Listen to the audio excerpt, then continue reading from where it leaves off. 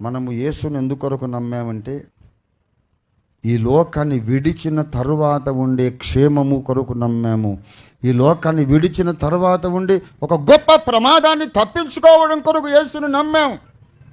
ఈ విషయాన్ని చూసే కళ్ళు ఈ లోకస్తులకు లేవు.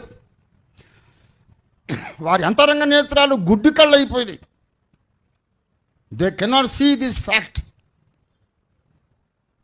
యేసుని ఎందుకు నమ్మాము? ఎందుకు బాప్తిస్మం పొందాము? ఎందుకు సువార్త నమ్మాము? ఎందుకు ప్రార్థనలు చేస్తున్నాం?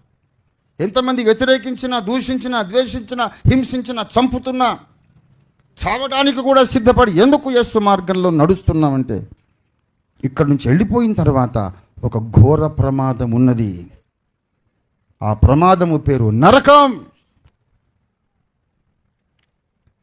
ఆ నరకము నుండి తప్పించగలిగిన శక్తిమంతుడు యేసు ఒక్కడే. దేవతలు అనబడిన వాళ్ళు, దేవుళ్ళు అనబడిన వారు, పూజలు అందుకునే వాళ్ళు ఎంతమంది ఉన్నను